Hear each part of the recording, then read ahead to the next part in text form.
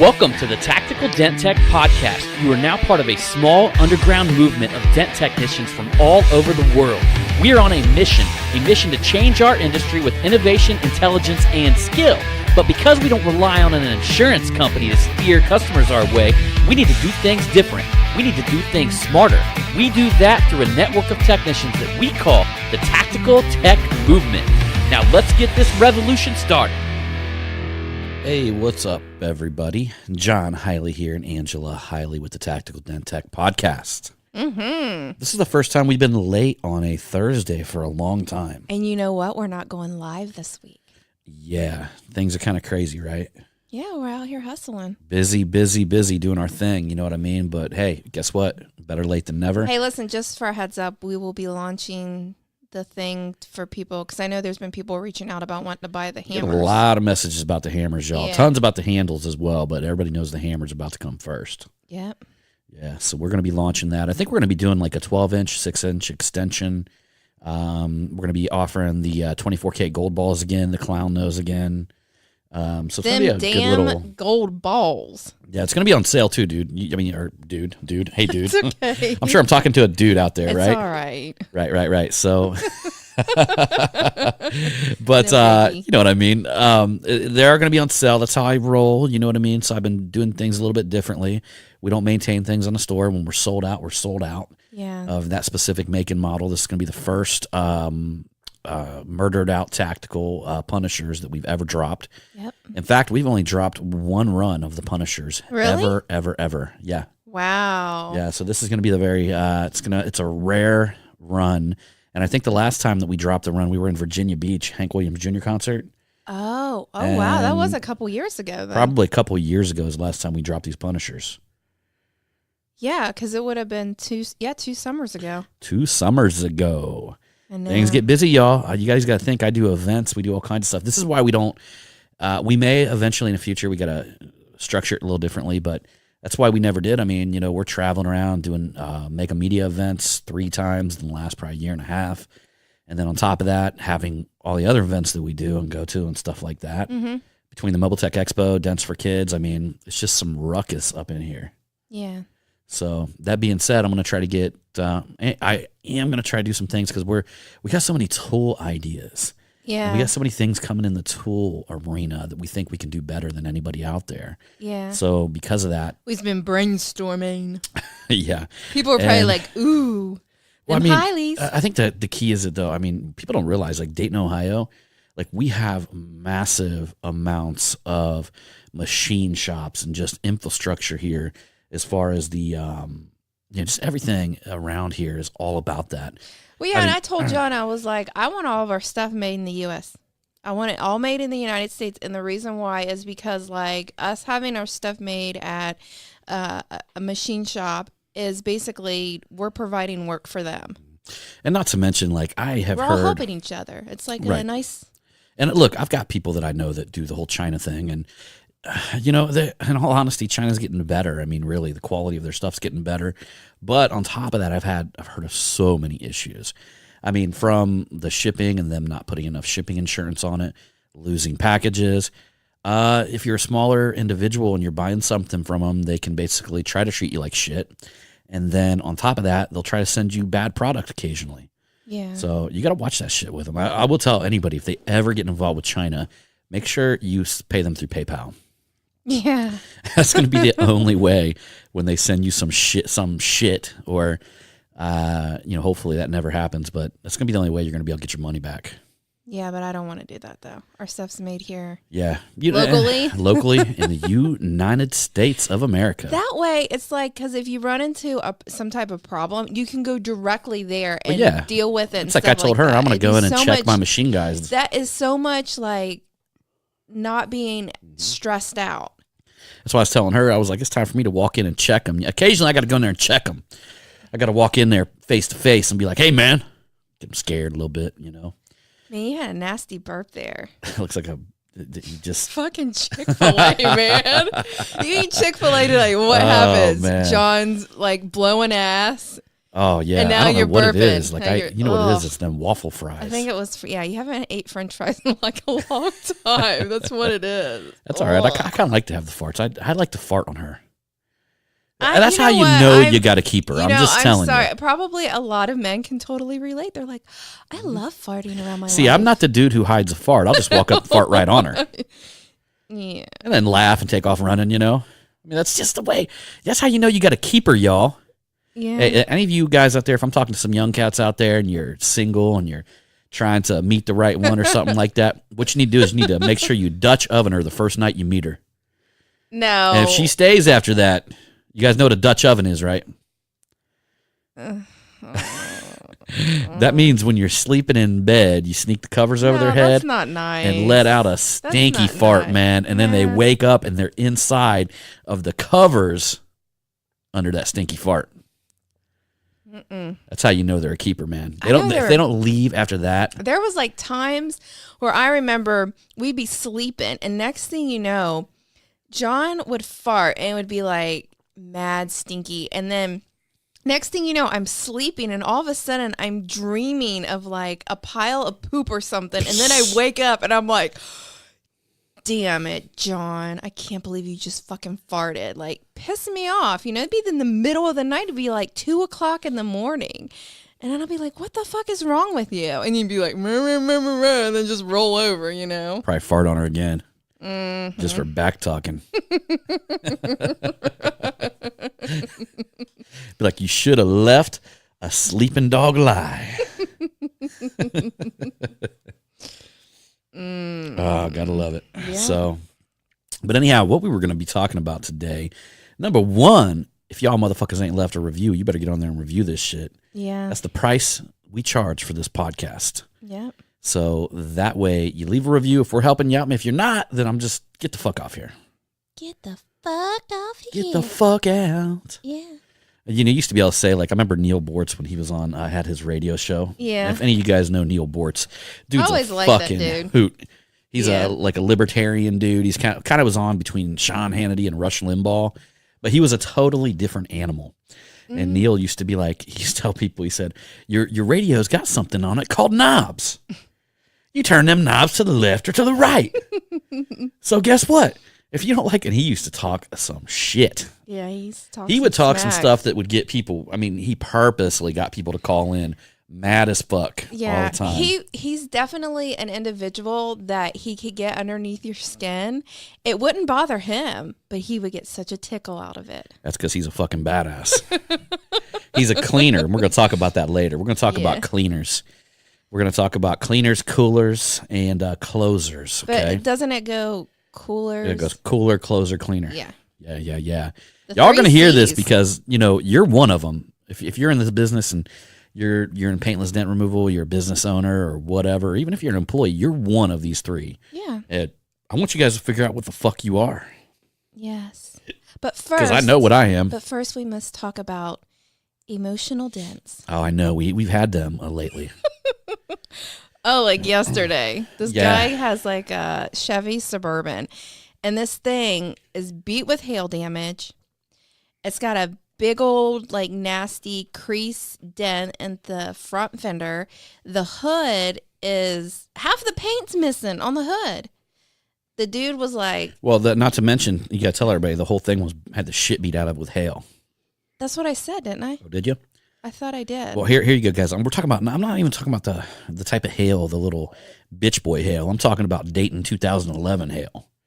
yeah. And We're it talking was, about some like, shit fucking rocked on it the was right hand side from top just to bottom. dirty on the inside. The dude was like a heavy smoker. And I mean, stunk. He was the- a good guy though. He was a nice guy, but dude was like a heavy smoker, and it like stunk the whole. I mean, I don't have a problem with people. You could smoking, tell he was one of them guys that had money, but purposely drove around a car like that and wore like really shabby clothes and all that but I stuff, don't know. That car smelled just to make people think he didn't have money. like it smelled like one of them nights that you went out and like you drank too much and smoked a bunch of cigarettes. Well, shit, maybe that's what he does. That's what it smelled like. It smelled like a mixture of alcohol and like You know, cigarettes. the guy really reminded me of somebody that was like one of them super tight wads. I mean, he was like- nice. He was Yeah. a nice Oh, yeah. guy. Nice guy. He was kind of a hoot to have around. And she told me, she goes, "You really think he's going to come back with his vehicle, here in how many ever days?" And I'm like, I don't get the vibe. Questioning. I don't get the vibe from him that he was a guy who would make an appointment and not show up. Yeah. And the car said that he would, but the vibe that I got from the dude didn't say that at all. Yeah. He showed up here, was happy as shit. And of course, he just wanted me to make it better. It was it was kind of a big dent. Yeah. On the bottom of, you remember them Suburbans down there below the taillight?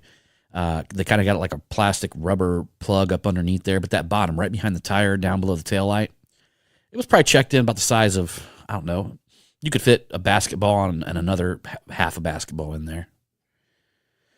To me, So- that one didn't seem like it would bother me that Yeah, it wasn't. much. I'll be honest with you guys. It was running into the edge curve, like the core curve.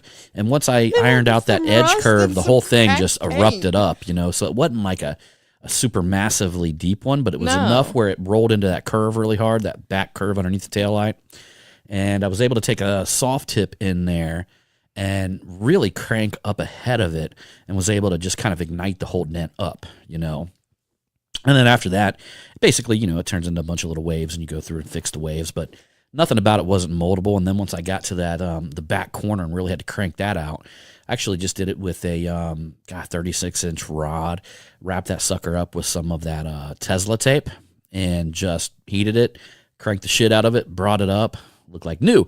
But here's the deal. I knew in my mind that there was something deeper to that dent. Well, yeah, because I was standing there and I'm like, why is this guy paying this amount of money to get this dent fixed? I knew, I was and I confused. told her, I'm like, sometimes there's people that I believe are emotionally attached to a dent, good or bad. Yeah. And I believe this one was a bad emotional attachment to a dent, right? I would And I don't say think so. anybody has any good attachments. I can't think of a good attachment. To a dent? No. Yeah, I mean, but No. some people. Here's what I'm saying here, right? So, all right, if you guys can imagine, Tiger Woods got chased out the house and got his car beat up with a golf club. Yeah. And his old lady was beating his car because he cheated on his wife. She found out, and she beat his car up. Right? Imagine if he had to get into that and look at them dents every day. I would have did more than just beat the vehicle up. Well, we know you do. I've already heard all the dirty things you do to me. And You about prisoner.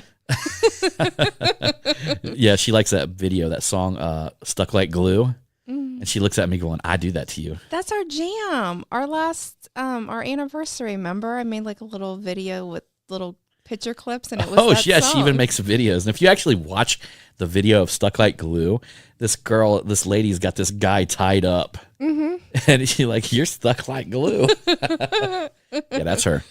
So if I ever disappear, you guys know where to go looking. That's crazy. So anyhow, but here's my theory behind that, right? Is it, and you guys all have had something. I know if you guys have been doing dents for any amount of time, you guys have seen that weird emotional dent that just doesn't make sense, but you can see in the person's eyes that it bothers them for another reason. That's exactly what I seen in this dude's eyes. So either he done something stupid, could have been, right? Yeah. He done something stupid, or maybe he backed into somebody and he just took off. And now he has to remember and feel the regret of bumping somebody else's car. Or, there's so many other scenarios, that you can put on that. I mean, I thought you said something like he got into, you came up with a thing like he got into a fight with his old lady and he was like backing out of the garage or did something and hit something. And, hit something on the way out. Yeah. And now all he can remember when he looks at the dent is the fight he had with his old lady. And how he feels really, really bad about how he upset his wife and made her cry and got into an argument and Or whatever. Or feels really, really bad that he's getting a divorce or whatever. oh my God. The scenarios. I'm just right? saying the scenarios can keep going. I'll tell you, it's so funny. I had a guy one time call me for a dent on the hood of this Chrysler, and I show up there, and I'm literally, the dude comes out, and he's got a Little John T-shirt on, and it's in the ghetto in Cincinnati, and it basically has nothing but gold teeth and like a Little John grill. Like imagine a That's shirt. Little Wayne.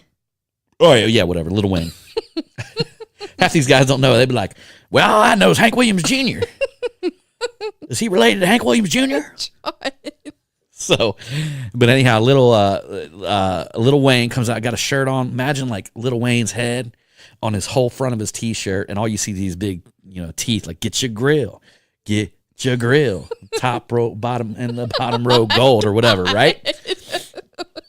So I roll up, right, and that's back when Orion used to work for me, and I roll up there, and he looks at me, he goes, "Where's Orion?" And I'm like, he's out at the shop right now, and he's like, "Oh yeah, cool dog." He's like, "I seen y'all on that video." And I was like, "Oh, really? What video did you watch on YouTube?" And granted, I probably got like a couple hundred videos on YouTube. At the time, I probably had about 100. And he goes, I asked him, I said, what video you watch, man? He goes, "Oh, I watched all of them." I was like, "Oh, really? Oh, yeah, man. I remember this car. I remember that car." Crazy shit, right? But he told me, he goes, "Man, my old lady chased me out the house, threw a can of soup at me, and he ducked and it hit the hood of his car." And I'm sitting there working on the dent, like right by the door that he was chased out of. Yeah, can of soup. Threw it at him. So he had to get rid of that dent. All I could think about is a can of soup coming at him. Imagine if that damn thing would have hit you in the head. I can't even imagine what she was saying to him. He must have been scared. Oh, yeah. He was scared. Yeah. He's scared shitless, huh? And then we had another one. Okay, here's another quick story, right? Yes. And I may have told this story before, so forgive shit. me if you've heard this before, but it's been a long time. So I end up meeting this attorney down in Hyde Park, down in Cincinnati, right? And I'm at his house. So I give him a call. I'm like, "Hey, I'm here. Where you get me pull up?" He goes, "Oh, man, I'm right down the road. Just hang tight. I'll be there in just a minute, right?" And I know that you got a Honda, but he pulls up behind me in what was, you guys remember the Honda Prelude, right? And pulls up behind me, and I'm sitting there thinking, man, that's an old beat-up-ass car for an attorney driving at number one, Yeah. The thing looked beat to shit. And then I look out the window, and I knew his dent was on the hood, and the hood looked like somebody had done rolled around on it and left all these waves all over it from front to back and dents and all this stuff. And I jumped out, and I said, "Hey, man, I gave you a quote over the phone for a quarter-size dent, or 50-cent piece size dent." I'm like, "Man, I'm not going to be fixing your whole hood." He goes, "Oh, no, man." He goes, "I just want this dent right here fixed." Pointed right there to the middle of his hood, How big was it? It was about 50-cent piece size. Yeah. But he had his whole hood was fucked up, Yeah. And I'm thinking, and it had a rope tied on it. And he claimed that he put the dent in there by pushing his hood down too hard. Yeah. And granted, the guy is probably a young attorney, but he looked like a damn bodybuilder. Yeah. He's a big, big dude. And so anyhow, I get up one of them Honda Preludes, I pop it open. I start to go in there, man. You know how it is on this old-ass janky car. Shit just wasn't working. I wasn't able to cut through the glue at the front. Everything was a pain in the ass, and I just wanted to get the fuck out of there. Yeah. And finally, I looked at it and said, "Dude, I could probably do a glue pull from the outside, but it looks like your car's been repainted." And I told him, I'm like, if I glue pull on this, it could rip the paint off. And he goes, "Oh, yeah, no big deal, man. Go ahead. Give it a shot." So I grab a 50-cent piece size tab, about the same size as the dent, drop a little glue in the center, pop it on there, rips a piece of paint off the size of the 50-cent piece tab. Just rips it right off. And a guy looks at me and goes, "Oh, that's no big deal, man. I'll just throw some touch-up on that." So I finish up the dent work, you know what I mean? Do a little tap down. And I'm like, I'm going to have to charge you for this, man, because I told you, But didn't you went and took out another dent? I did, yeah. I actually he had a dent on his door. He was a really cool dude. He actually invited me. I guess there's this health club down in Cincinnati where you only can get in there by invite, and it's where all the attorneys and judges are. He's like, "Man, I'll give you a recommendation, man. You want to join the club? Come live with me, And, Live with me. And I was like, "Oh, yeah, whatever. Let me get the fuck out of here." But I actually did fix a dent on his door and charged him his whatever, $135 and rolled on. Oh, my God. But you could tell that dent, there was something emotional about it. I didn't know what it was. It's almost when he looked at it, you could see him kind of cringe with a little bit of anger. Oh. Anger, yet, what is that? Ashamed. He was ashamed. Huh. An angry ashamed. But they never tell the story, huh? They never tell the story. I honestly think the dents are so emotional to him. If they told the story, they'd break down. Oh. Huh. Let me know if any of you guys experience that. Holler at me, man. Hit me up if you guys do. So I kind of feel like I'm the dent whisperer now. It's like I feel people's emotions on their dents. But I mean, you know what? That does make sense, though. Mm-hmm. I didn't understand it until you explained it to me yesterday. Well, there's several kinds of people. People have different reactions to dents. You get the one guy who motherfucks somebody up and down to the end of the fucking, he's coming in here going, I had a guy one time came in and had a dent in his bedside, and he was a construction guy, and some of his guys did it, and you could tell he's madder than fuck about it. Yeah. I gave him a quote and this and that. I'm like, oh man, I bet that made you feel like shit. He goes, it made me feel like I wanted to fucking grab him by his neck and choke him to death. So you get that person, you get the person that's all worked up, then you get the person that just says, well, that's life, And they come in, they get the dent removed, and they move on, with their life. Yeah. Right? They just don't get emotionally attached to it. And then you get the ones that are devastated. Yeah, you get the ones that are That'd be me. I'm yeah, like that. that they think that, you know what I mean, this is the end of the world. You get really emotional about your dents too. You had to, when we put a little ding in your car, we did that before and after video. Didn't you have to leave? No, I wasn't here when you dinged the vehicle. Oh, that's right. We went ahead and did it as soon as you were gone. We're like, go ahead. We're like, ding it right now. She's gone. I got a new pair of boots out of that. Oh, did you? Yeah. Don't you remember? I'm like, because you and Mike and Derek, you guys were just basically convincing me like it was okay and everything was going to be fine. And I looked at you and I'm like, well, you do that, I can get a new pair of boots. I have my eyes on this pair of boots. And you're like, okay. You just know how to get me to agree, don't you? Yeah. Yeah. But that time when the crowbar hit the back door, remember how devastated I was? Oh, yeah. You couldn't talk about that for like a month. I know. I was telling my hairdresser that yesterday. She was kind of looking at me like, are you being for real, Angela? Yeah, I fixed her car as well. They hit it with a lawnmower, though. Yeah. I don't think that she really gave a shit, to be honest with you. No. No. I think it was more on her husband coming and getting it fixed than anything. Yeah. Yeah. So, well, now it's that time on the podcast. We're going to make a little bit of a shift here. And we're going to talk about a book that I've been reading. If you guys want to read something that's good, but, you got to be put on your big boy pants when you read this book. And it's called Relentless. From Good to Great to Unstoppable. And I was tapping on it a little bit because I got so fired up when I was listening to it on Marketing Monday that I was kind of feeling the book, but I didn't want to drop the book yet because I hadn't listened to a whole lot of it. But it was firing me up enough just to really get in that vibe and getting that feeling. Yeah. But crazy thing is, it talks about 3 different types of people in the book, and the author's name is Tim Grover. And what I want you guys to imagine is this guy was a coach for Michael Jordan for 15 years, private coach, private doctor, private training coach, private weight coach. And he's literally, Michael Jordan was so competitive, very, very competitive dude. He paid him a shit ton of money to not train anybody else. Yeah, because he found someone that was very unique and rare, and he's like, fuck this shit, nobody's getting their hands on him besides me. But later on, he went on to train Charles Barkley, went on to train Kobe Bryant, he went on to train God, I don't know, there's several more, but mainly in the NBA. This guy had worked with people, and now he actually works with like big entrepreneurs, stuff like that, specifically on mindset. It makes me wonder if like he basically helped them to the point to where they ended up being great, greatness. Of course he did, yeah. People who want to be great at something know that they will put the right people on their team that will help them achieve that. Yeah. If something will give you a competitive edge, if you're obsessed with being great at something, then you're going to do the things. And I know because I do these things. Yes, you do. And, I get kind of, in all honesty, the book kind of explained to me why I feel the way I do sometimes. Yes, it does. And it was actually kind of relieving because I'm like, oh, God, thanks. Other people feel this way too, And it kind of gave me a little bit of relief that I wasn't just kind of like some, that I was like the only person that felt some of these characteristics. Or you have such a pretty twinkle in your eye right now, so I can tell that you're like really passionate about, oh, really? Yeah. about talking about this. But anyhow, the 3 characteristics they talk about, they actually talk about, it's literally how to become unstoppable at anything you do. And literally there's 3 different characteristics that he talks about. And I would say all 3 of these are people that are definitely like at least good at what they do, right? Mm-hmm. So they talk about a person called a cooler.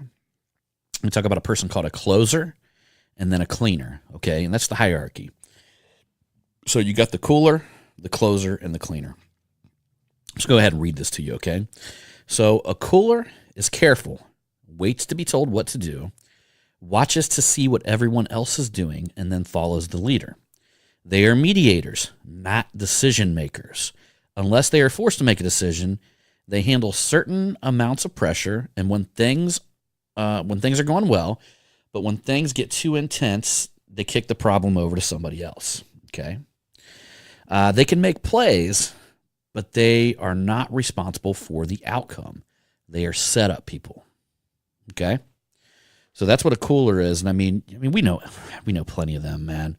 Basically, he's just talking about somebody who's good at what they do, but they go to work, they clock in, they clock out, or they come into their business, they just check in, they check out.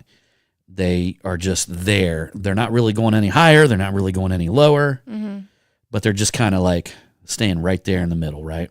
Staying in the safe zone. Yeah, and they're satisfied with what they're doing. Yep. And ultimately, they care about what people think about them. It's a big priority, for somebody like that. The second one would be a closer, okay? A closer can handle a lot of pressure and get the job done. Put in the right situation and tell them what to do, they will do it. That's the key. Put in the right situation, and when you tell them what to do, they can do it. They seek attention and credit, okay? They are aware that what everyone else is doing and what others think of them. They're very aware of that. What's everybody doing? And what do people think of me? Okay, think about that, all right? So is that you? All right? They love the reward and perks associated with their fame and would choose financial security over winning or success. Think about that. They're going to choose financial security over winning or success. These are big characteristic differences from the next one that I'm going to talk about, the cleaner, okay? The closer is the ultimate competitor, the guy or gal that you can always count on to finish the game or make the deal when necessary. The closer does what they are supposed to do, gets the credit, and goes home the hero, all right? The hero. So, man, there's a lot of people. This dude was even calling LeBron James a closer. Because of his inability he really cares what everybody thinks about him, holds up a certain persona out there, and in all honesty, I was. You really think he does? I think he's back and forth, to be honest with you. Yeah. I think he's back and forth between a closer and a cleaner. Yeah. Because we're going to tell you what a cleaner is right now, okay? But he's in his early 30s, so there's like some more growth that can be done. The majority of successful people are what you call closers. Oh, okay. So that's the individual who, I don't know, owns the law firm and, does really well, but, goes home at the end of the day and has different priorities, different thoughts. Yeah. Not so obsessed. And, you know what I mean? And, but there's a third type, all right? And this guy, he pretty much said Michael Jordan was one of the, he was a crazy level of this type of person, and that's the cleaner, meaning, and I'll give you some characteristics of why Michael Jordan was like this. So a cleaner means never being satisfied. It means creating new goals every time you reach your personal best. And if you're good, it means you don't stop until you're great. If you're great, it means you fight until you're unstoppable, okay? A cleaner is an individual that does not care about what people think of him and is willing to accept that, right? Mm-hmm. And if somebody typically calls out a cleaner, they won't give them the satisfaction of the debate. They'll usually let it go and put it on the other person and say, yeah, whatever, man. I am what I am. Now you are what you are, whatever, An individual who is a cleaner, I'll give an example. They don't wait to be asked. They just do it. They're called a cleaner because they normally step in and clean up other people's shit or other people's messes, all right? Michael Jordan was a classic example of this. He was to the point to where there was a story about some guy who was like a bench player who was sitting in the locker room getting his knee iced when they were starting practice. Yeah. And Michael Jordan looked around and said, where's, Jackson? Or I said Michael Jackson. Or whatever. Where's Johnson? Where's Johnson, okay? We ain't going into Michael Jackson right now. I ain't even talking about that. I already threw in my glove, man. I threw in my glove. I threw in my glove after the second kid. I said, ain't no way, Michael. I'm going to throw in my glove. So going back to Michael Jordan, evidently he looked around at one of his practices and found out that one of the bench players was in there getting his knee iced.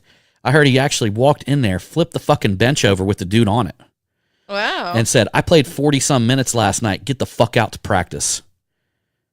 I hurt everywhere. Michael Jordan was an individual who looked at everybody on his team and said he didn't try to help them. He forced them to up their game. He said, I guess they would step out and you'd see the same plays every time. Michael Jordan, whatever, Scottie Pippen throw Michael Jordan the ball, Michael Jordan throw Bill Cartwright the ball. He'd shoot it, miss, or make it. Same thing, second play, all right? So if he missed it twice, Michael Jordan said, guess what? I threw the ball to you twice. Now let me fucking take over.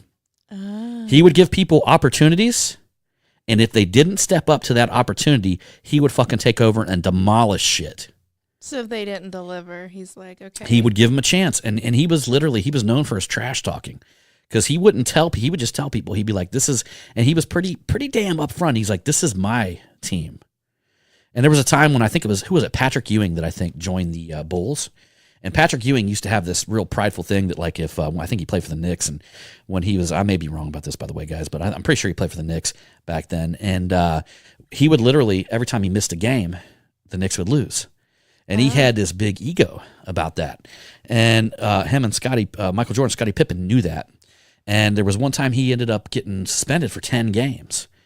And they said that Michael Jordan and Scottie Pippen was not going to let Patrick Ewing feel that he had any impact on their team at all. And they came out them 10 games playing like they were in the finals and fucking killed it.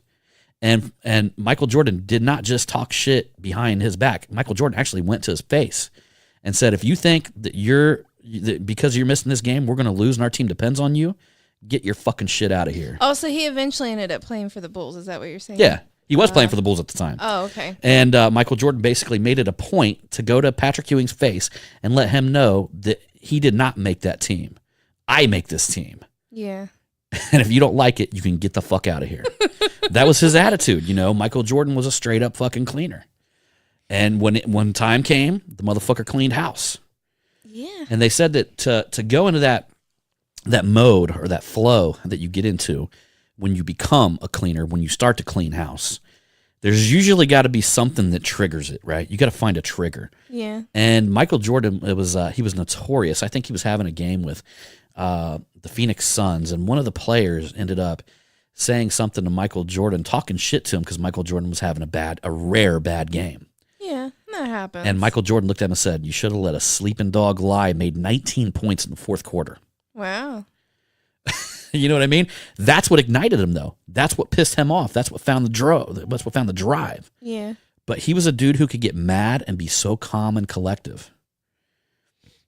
Yeah, because in that book, don't they always he's always referring to the zone. Yeah. But I guess in the practice, it was totally different. They were talking about who's the lead coach of the Warriors? Steve Kerr. Yeah. Well, apparently, the best thing that ever happened to Steve Kerr was getting punched in the face by Michael Jordan. So, I guess Steve Kerr popped off a little lip to Michael Jordan, and Michael Jordan fucking punched him right in his mouth. And Steve Kerr, but here's the key: Steve Kerr jumped up and fought back. Yeah. And started to fight against Michael Jordan. So anyhow, after it was all done, the squabble was broke up or whatever. Michael Jordan left. Michael Jordan actually called him and apologized to him. But then he knew he could trust Steve. Yeah. Because he fought back. He knew he had a warrior on his hands. Well, now he coaches the Warriors. But yeah, and then he knew he had. Obviously, he wasn't going to go behind his back and talk smack or do this and that. He basically was. He was gonna talk right to Michael Jordan's face, and if Michael Jordan threw a punch on him, he's gonna punch him back. Yeah. And you know what I mean. So that's how he earned Michael Jordan's respect. Yeah. And from that point on, he was Michael Jordan's man. Yeah, you got to appreciate that a little bit. It's kind of like I heard the whole story of like guys like Tank Abbott. You guys remember the old UFC fighter Tank Abbott? Big old beard, the pit fighter. They said stories about Tank Abbott. They said, I don't give a fuck who you are. Don't nobody pop no lip off to Tank Abbott. And it doesn't matter what type of fighter you are. It doesn't matter if you're the UFC champion. You're back in that back room and you see Tank Abbott. Yeah. You don't fucking pop no lip off to Tank Abbott.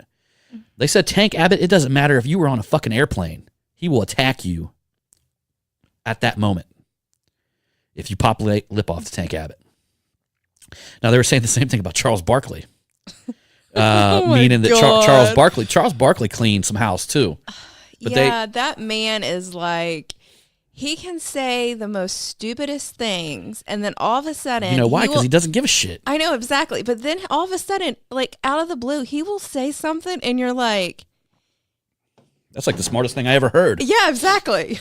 You're just like, "What the fuck are you like?" But see, they say literally Charles Barkley. Okay, so Tim Grover, who worked with Charles Barkley as well, said he looked at Charles Barkley and said, "Don't you put a fucking ball in your hand or go out and play with it." And right in front of him, he goes out and does like 30 dunks on one leg. Mm-hmm. Just jamming it, jumping off of one leg. Just jamming it. Just to say, fuck you. Mm-hmm. I'm going to go do whatever I want. And that can be a good thing, because doesn't it talk about your dark side, right? How you always need to have control. You have to be in control of your dark side. And then, now get this, Charles Barkley threw some guy out a window and literally was in court for it, and the charges got dismissed or whatever because the guy threw ice at Charles Barkley. Yeah. Charles Barkley's in a restaurant and gets some ice thrown on him by a guy. Throws him out the fucking window, right? So the judge, as she's getting ready to quit, Charles Barkley let him off, asked Charles Barkley if he learned anything from this. Charles Barkley said, the only thing I learned is that I would have taken him up to the third floor and threw him out the third floor window and finished the job, to get the job finished. Yeah, but you don't say that, though. Yeah. Charles Barkley didn't give a fuck, you know? Yeah, but sometimes in certain situations, you kind of have to. But you know what I mean? Like, all right, so here's some other characteristics I'm going to go through right here, okay? So here's the deal. Like, a cooler can have an amazing game. Closers have amazing seasons. Cleaners have amazing careers. And what I want you guys to think about is, like, Steve Jobs was a fucking cleaner. Yeah. Warren Buffett's a cleaner. Bill Gates is a cleaner, okay? Mm-hmm. They were obsessed with being the absolute best at what they were becoming, okay? And you don't have to be fucking rich to be a cleaner. They talk about people who are obsessed with their bus, a bus driver who is the damn best bus driver in the world. But also they're being their true self, though. There's no... You know what I'm saying? It's not like, oh, I'm one person here and then I'm a different person in this environment. They're the same individual, whether they're in this environment or another environment. See, like, you get what you see. Yeah, you know? It's see, that's been the biggest thing that's ever got me in trouble, is that I will see people that are two different people in two different environments. Yeah. And I cannot fucking stand listening to their shit after that. Like, I watch the words come out of their fucking mouth and it makes me just want to punch them in the face. Like, and it makes me cringe. I'm also at a point where, like, there's certain people I can't listen to or watch their shit. You know what I mean? There's just certain people I can't do it because I'm like, you fucking lying fuck. Yeah. You know, I can spot out that fakeness from a fucking mile away. It's probably what's got me in the most amount of trouble in this industry. And so now I just choose to say, you know what, here's obviously what it came down to. I don't have time to fuck around with shit like that. No. You know? You just gotta just leave let it be. And that goes on to my next subject, okay? So here's what happens, all right? So a closer, or I'm sorry, let's start off with a cooler worries about their competition and looks at them and worries, and they see what they're doing and they try to mimic them and model them. Yeah. A closer watches their competition, tries to create strategies based on a response to their competition. Mm-hmm. You know, and they try to dominate them, they try to beat them, they try to create strategies. A cleaner does things in such a way they force their competition to compete with them. Mm-hmm. Because the only person a cleaner competes with is their self and their ability to continuously make shit happen. Mm-hmm. One of the ways you can tell if you're a cleaner, if you have a day off and you start feeling bad, like you should be out there doing shit. Yeah. Usually if you're a cleaner, the only time you're going to feel shitty is when you're not doing something, when you're not doing something to take yourself. It's real hard. It's real hard for me to vacation, you know, It It's is because you're like, I'm all about the grind, all about hustling and stuff like that. But sometimes you just need a little R&R. I'm out of my environment, you know, and I'm not saying I'm full blow cleaner, and I'm trying to be. I mean, that's the way I want to live my life. I want to live my life somebody with a deep passion. I don't do this to be good or great. I do it to be unstoppable and exceptional. Yeah. And I do it to be above and beyond. And to me, the reward is the work, you know? Mm-hmm. It's like the work that you put into it, the ability to like invest in yourself. Because a cleaner is going to invest in himself at such a high level that he wants to be the most educated in every single topic. Yeah. And we got a lot of time during the day. And a lot of people don't think we got enough time, but there's enough time to educate yourself on your shit. You know what I mean? Mm-hmm. And to continuously learn and continuously grow, and to never be happy or never to be satisfied with exactly where you're at. The moment where you become satisfied where you're at is the moment somebody else is going to come along and run you over. That is true. You know, you put yourself at a position where you're coming so strong and you understand your game at such a high level, whatever game you're out there playing. Mm-hmm. You know, everybody's like, just like Albert Einstein said, you need to learn the rules of the game and become the best at it. Yep. You know, if you're not out there learning and understanding the rules of the game, creating a new game, rewriting a new play, you know, that's where I want to be. I want to be so far ahead of people by the time they copy me, they're my exhaust. Because guess what? My plans are 6 months, 12 months ahead. Yeah. So what they see today is what I thought about a year ago, a year and a half ago. Mm-hmm. There's new plans they don't even fucking see that are going to be implemented a year from now. So by the time they copy me, they're already my exhaust, man. They're already the fumes behind my fucking car. Mm. You know? And yeah, that's the thing. People got to realize that as well. The moment you start copying people, that's all you're going to become. Yeah. Because literally, by the time you finally get them copied, they're already a year ahead of you. Mm-hmm. So until you work so hard to understand and see ahead of the curve, you're always just going to be like kind of right there in that mediocre level. And maybe some people are happy with that. I don't know. Like, I don't understand it because like I can't be happy with that. No. You know? But we're all wired differently. We're all wired differently, okay? So I'll go over a few other characteristics here before we close out this podcast. Coolers avoid taking the winning shot. Closers take the shot if they know they have a good chance of hitting it. And cleaners just trust their gut and shoot. They don't have to think about it whatsoever. I'll give you an example. Back in the day, Larry Bird, he had a three-point contest and he was going to get beat out by somebody. And they literally said that Larry Bird won the three-point contest with never even seeing a shot go in. So by the time one shot left his hand, he was looking at the next basketball. Yeah. And they literally said he was halfway back to the bench while he drained the last three-point shot. Yeah. Because he knew in his gut what he had to do to make that ball. He didn't have to see it go in. Mm-hmm. The next thing you're going to find is, and this is why I found out that I don't really need plans. I mean, I got a general idea of what's going to happen, but I never want to be restricted for the ability to make adjustments, important adjustments at certain times. Yeah. See, because anything you do when you're launching a sale, when you're launching a website, when you're pushing your company out there, you're going to get responses that you need to make adjustments on. And you want to have the freedom to make them adjustments. A plan makes me feel that I'm being closed. I'm being closed in, and I can't make them adjustments that I want to make it to fly. You know, she likes to plan, and it's kind of where it makes us a great couple, you know, because she'll write down the plans, but I know the adjustments will come. Yeah. And she's like, well, wait, we should be going here. And I'm like, no, not. And I'll tell you why. Here's why we need to move here to this strategy or to that strategy. Yeah. And in all honesty, that's developing your instinct and going on your gut feeling. If you actually catch yourself saying that, oh, I'm going to put this, this on the back burner, or, I don't want to think about this right now. Maybe I'll just think about it for a couple days and then answer. All you're saying to yourself is, I don't trust myself enough to make a fucking decision. If you don't trust yourself enough to make a fucking decision, man, you need to work on that, because it is absolutely proven that successful people make decisions fast. I'll give you an example. So I was with a guy who was a business coach, and then a guy who was like a big time business coach. He'd made hundreds of $1 million online, and he had came in, and we all went to dinner.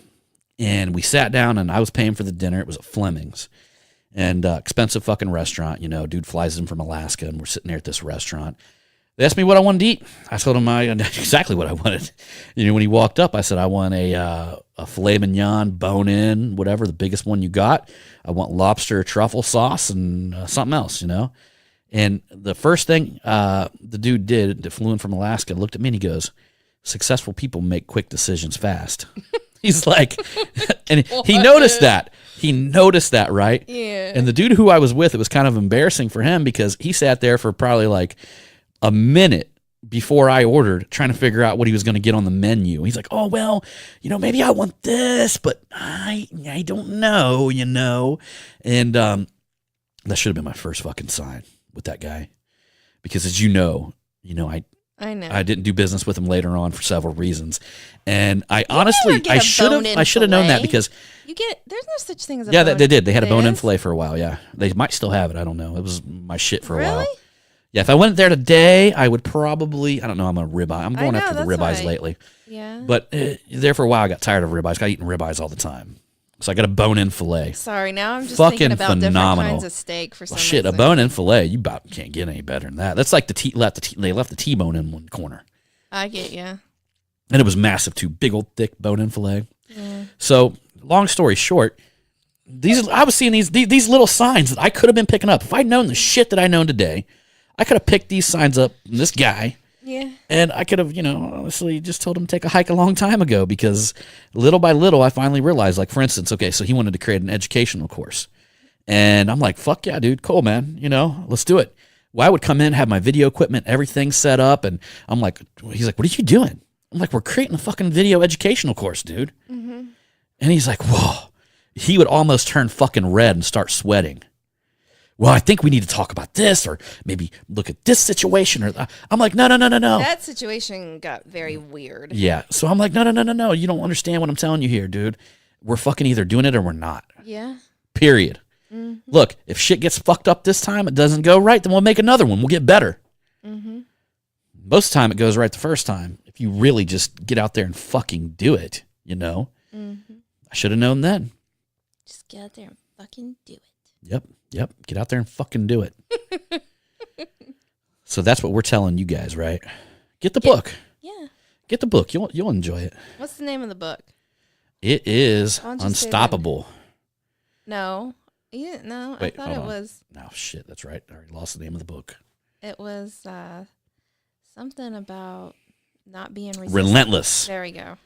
Basically, it just talks about how you eventually become relentless. I actually like that word. I like that word too. I like that word a lot. I like that word. Say it again. Relentless. Go from good to great to unstoppable. What are you guys? I want you to ask yourself that. And I'm cool with you either way. I can't do a business with you. Well, I don't know, man. It depends. I think I'm a I could work with a combination. lot of closers. Yeah, I'm a combination between a cooler and a closer. Because I can tell a closer what to do and they'll get it done. That would be me. That's you know what I mean? But in all honesty, I'll tell you one of the reasons why people stay as a closer. I believe a lot of closers could be cleaners. Yeah. But the reason why they stay there is because they don't want to put their self in harm's way because they made the wrong decision. And I felt the pressure of that back in the day. I'm like, well, all right, well, if I create this event and then nobody signs up, then I'm the one who is going to be at fault because I'm the head of trying to do the sales and all this stuff. Yeah. And there's a little bit of fear there, but you know what, man? Finally, I get to the point where I don't fear fucking shit. I'm going to put out there because you got to know in your heart that you will do what it takes to get the job done. Yeah. If you create something, if you build something, you will strategize, you will do whatever it takes, and you will change your plan, you will learn, you will build, you will do what it takes to get the job done. That's the difference between a cleaner and a closer. A closer, if you give them a script, you give them something to go by, they can do it, but they don't want to get pinned down by making the big decisions that could have them risk losing their pride, I would say. Yeah. You know what I mean? And to me, I kind of look at it like this, like, all right, so what if I did put something together and it didn't work? At the end of the day, what would I have learned from that? I'll move the fuck on. You know what I Yeah, mean? And yeah, and you you know will. what? I'm going to come back stronger. I'm going to look at what I did. Why was I weak in that situation? Mm-hmm. I'll make sure that shit doesn't fucking happen again. Yeah. Now, would I be hard on myself? Of course I would. Yeah. Yeah, of course I would, man. Look, that whole positive thinking bullshit all the time is a bunch of bullshit.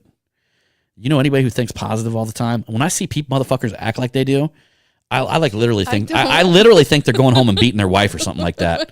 You know what I mean? Or like doing something, like they're doing some shit behind closed doors to get rid of all that frustration they have that they're suppressing inside. Yeah. There's nobody who worries me more when I run into somebody and they're straight up just Mr. Positive all the time. And Yeah. I'm gonna tell you, I'll be honest with you guys, like I've done business with a couple people that were like that. And I've gotten into some mastermind groups with some very, very good businessmen, like very, very good businessmen. They've created big, wealthy businesses. And there's been a couple of them that were like that. You Yeah. know, they are fucking volcanoes inside. Oh yeah. When you get yeah, down to their absolutely. real feelings that they're suppressing all the time, Yeah, and that's not. it is good. fucking insane. And I feel sorry for them, really. I honestly, I do. I feel sorry. I felt there's a couple of them I really do because they're good people, good guys. But man, like in the depth of their heart, they're hiding so much of that. So much, you know, like me, I can be angry sometimes. I can be sad. I try to channel my anger I towards. think a lot of people have probably seen a lot of your emotions. Sure, you guys have all seen them, especially if you've been around me at the Mobile Tech Expo. One moment I'm on top of a table dancing, next moment I'm grabbing somebody by their neck and threatening them. No. All right, that never happened. That never happened. But No. that never happened. But you know what I'm saying, though. You're really a sweet man, though. Yeah, you know, I'm a sweet man, but I mean, I have no But reason. not everybody gets to see that side of you because that's special. I have no reason. I'm okay with certain aspects in business of people fearing me. Yeah. You know, I don't want everybody to fucking like me. You know, No. and shit. God, could you imagine, like, if you're wanting everybody to like you, how hard? Like, that would be a job. Do you know how hard of a job that would be? You know how hard is it not giving a fuck? That's It's not even hard at all. I know, but that's a lot easier. Yeah. And to be honest with you, when you don't give a fuck, you'll attract the right people to you. That's true. You know, I think I said on the last podcast we didn't need another dick sucker, and you know that's the truth. And literally, that's the most appalling thing to me on planet Earth. Mm-hmm. And even if somebody's like, if I see like insincere flattery, like people are trying to like give people these insincere compliments, but they know that they're doing it just for selfish gain. Yeah. Because that's normally what people that give insincere flattery compliments, they have an agenda. And just to me, man, that's like the most, I don't know. It makes me want to go fucking vomit. It's just not your thing. That's not my thing. Not your It's thing. fake as fuck. And I see it from a mile away. And when I see that shit, I'm like, I need to stay the fuck away from that person because I don't want them doing that shit to me. Yep. All right? So anyhow, y'all. This podcast has been amazing. I Oh, know it's amazing. and we normally go live, and like I love going live, but I don't know. I like this. I like Lately, this it's a been cool lot. like this. I Yeah. like this a lot Oh. because sometimes I think like when we go live, like I get anything that's like going in my head that I'm like wanting to say, I totally forget about it, and I just lose it. And I'm like, dirt. All right. All right, guys. So anyhow, Okay. we're going to jump off this podcast here, get it uploaded. It is, well, currently it's 3:23 on Thursday, Yeah, Eastern Standard Time. Eastern Standard Time. So we are dropping the podcast today. You guys might see it on Friday. You might see it later today. But It's a good one. yeah, we it's made it. good. We made it. Sometimes you gotta save some. What's that? You gotta save the best for last. Save the best for last. Yeah, there we go. Yep. All right, everybody. So anyhow, I appreciate you. And as usual, we'll see you on the next one. And remember, it's all about the hustle. Bang bang. Pew, pew.